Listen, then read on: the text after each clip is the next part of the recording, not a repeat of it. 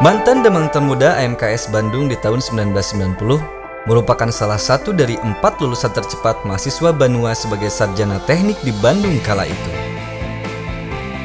Bermula dari My Fashion, sebuah toko jualan fashion di luar pusat pembelanjaan, merupakan pionir di Kalimantan.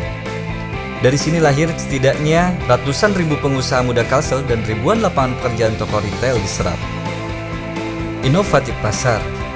Bersyukur bisa dengan berpikir kreatif, Muhammad Yamin memberikan inspirasi dengan konsep atas kali pertama JNE membuka sistem counter yang pertama di Banjarmasin.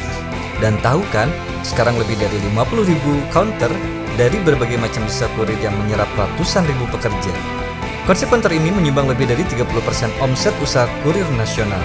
Dan itu artinya, konsep yang Muhammad Yamin desain merupakan puluhan miliar pajak jasa setiap tahunnya dan menampung ratusan ribu pekerja. Masya Allah. Menyambung emosi Indonesia.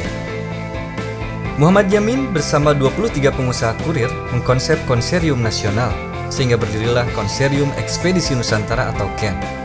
KEN di Depok akhir Agustus 2014 yang kemudian hadir di setiap provinsi. Sekali lagi, para startup menjadi bertahan dan tumbuh ikut membangun Indonesia dengan memperkerjakan 10.000 pribumi langsung maupun tidak langsung. Hingga kini Muhammad Yamin meskipun masih memimpin konserium skala nasional ini dengan semangat kebersamaan untuk terus berbakti dan melayani gerak industri kurir dan distribusi. Muhammad Yamin memasuki umur setengah abad dan alhamdulillah urusan pribadi sudah hampir selesai, sehingga lebih fokus mempersiapkan urusan umat dan akhirat dinikmati. Bersyukur bisa berbuat berarti di ranting Muhammadiyah, Takmir Al-Ummah memberikan sumbangan pemikiran yang tak berasa mengantarkan Al-Ummah menjadi masjid dengan berbagai keunggulan, pioner untuk manajemen keuangan terbuka, dakwah dunia maya yang viral, menjadikan TV Al-Ummah salah satu kutipan materi dakwah dari TV-mu atau TV Muhammadiyah dengan subscriber lebih dari 21.000. Dan gagasan Lajismu yang pertama, kantor layanan zakat di tingkat ranting beromset miliaran melebihi omset kota bahkan wilayah. Dengan jargon kami, tidak boleh ada anak dan warga yang putus pendidikan hingga kuliah karena dana, juga tidak boleh ada warga yang kelaparan karena tidak ada yang dimakan.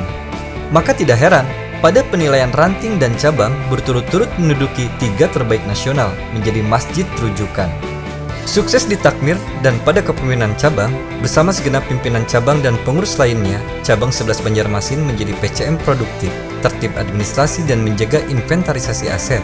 Pada satu masa bakti tumbuh 3 ranting, 1 masjid, 2 musola, 1 panti asuhan, dan melebarnya madrasah berlokasi 2. Selain pertumbuhan fisik, juga lainnya, terutama padatnya kegiatan dakwah dan perbaikan kesejahteraan para guru dan marbot.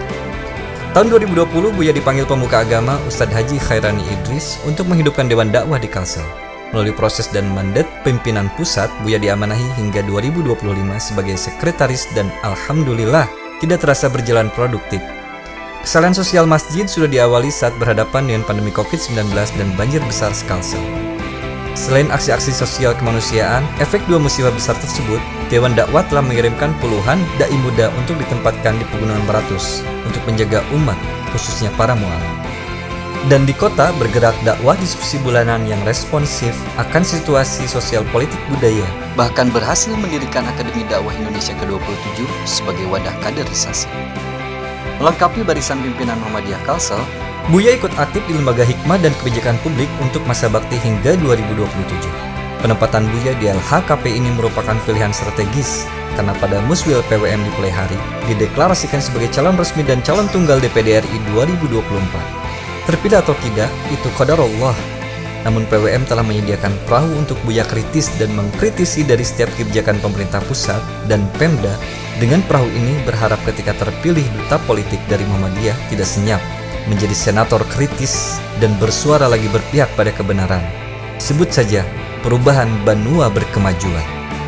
Keputusan Muhammadiyah dan keluarga besar Dewan Dakwah untuk mendorong Buya adalah kemenangan sesungguhnya bagi pribadi Buya. Adapun hasil 2024 bagi Buya itu tidak sehebat putusan pengusungan ini, karena pilihan para ulama dan tokoh kemenangan kualitatif, sementara kemenangan pemilu pada sistem demokrasi adalah kuantitatif. Tentu Buya berterima kasih mesti juga memenangkan pemilu adalah hamparan berbalas bakti, mempertontonkan bahwa kita kader duta politik yang mesti menjadi politik dakwah dan meyakinkan bahwa Indonesia, bahwa Banua masih bisa dibenahi, diluruskan sebagaimana cita-cita dan keikhlasan para syuhada mengorbankan harta, jiwa, dan pemikiran untuk kemerdekaan. Insya Allah.